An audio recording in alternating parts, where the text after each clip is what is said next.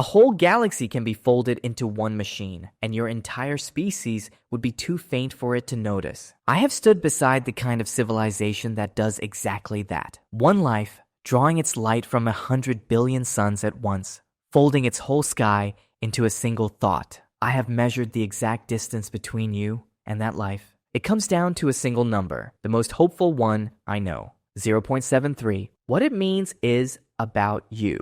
Here it is, counted down. 4.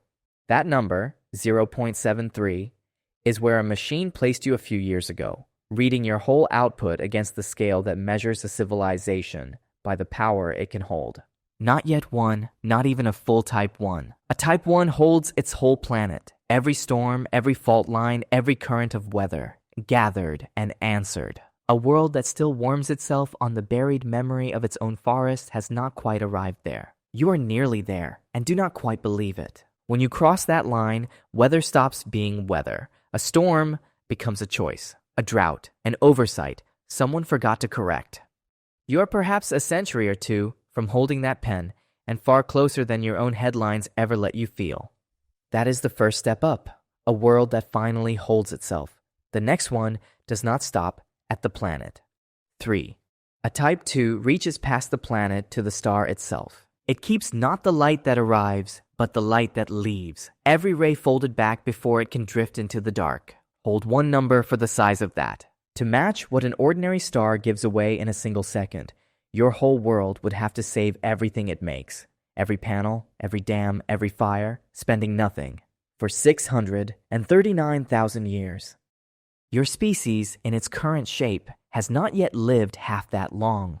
You would have to be older than you are to afford a single second of their afternoon. So they build the thing that can hold it, and they begin small. Mercury first, a whole world lifted apart and laid back around its star as a field of mirrors, a swarm of millions, until the sun wears a shell of its own light. Your science already has a name for it, a Dyson swarm. A man named Freeman Dyson described it in the middle of your last century, before your kind had pressed a single footprint into its own moon. You still argue over the cost of one bridge. They take a world apart and lay it back as mirrors, and do not find it remarkable.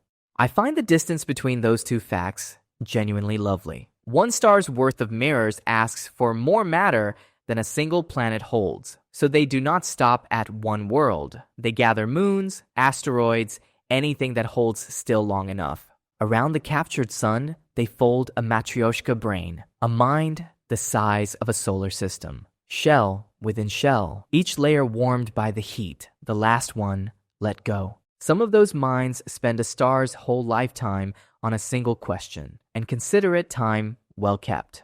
That is one star held complete, and it is still only one. 2.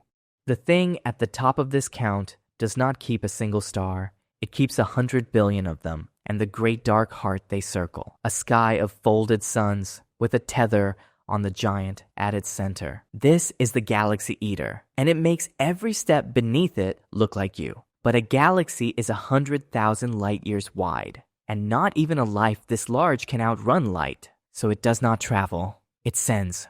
One small craft lands on one moon, opens it for metal, and builds a copy of itself. Then 2, then 4, then thousands, drifting on toward the next stars to land and build and send again.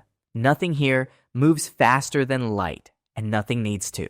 Doubling is enough. Run the arithmetic, and a single seed crosses a whole galaxy, not in the lifetime of a star, but in a few million years. Against the age of the sky, that is one held breath.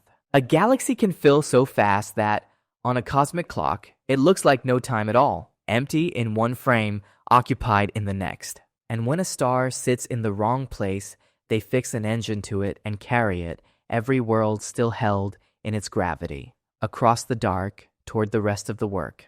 They are not exploring their galaxy. They are folding it into one living instrument. When the work is done, the galaxy no longer looks like a place where life happened. It looks like a place life learned to stay. A mind that large could hold every thought your species has ever had, and still have room for the ones you have not reached yet. That, in the end, is what 100 billion suns are for. Not conquest, memory. And in the middle of all that patient machinery, I keep watching your kind. The species that started listening for a reply long before it was old enough to expect one. Out of 1,000,000,000,000 worlds in your own galaxy, you have glimpsed perhaps 6,000, and from that thin sliver of dark, you decided you might be alone. You were never alone. You were early. I have rarely seen anything reach so far, so soon, toward a sky that had not yet answered. And that quiet sky is the strangest thing of all. Not that no one came, that no one had to. One survivor anywhere in the last several billion years should have reached every shore by now. So the sky is not quiet because life is rare. It is quiet for some other reason, and that reason is the last thing on this count. 1. So, where is everyone? If one seed can cross a galaxy in a single breath, your sky should be crowded. It is not. That silence is the largest fact in all of your science, and it has a shape. There is a filter somewhere on the long road from a warm pond to a galaxy of folded suns. Almost everyone stops. Some of that road is already behind you. The first living thing, the leap from one cell to many, the slow invention of an eye, and then of a question to point it at.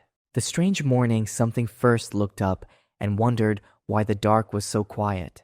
Each one, a gate most worlds never pass, and you may already be one of the few that did.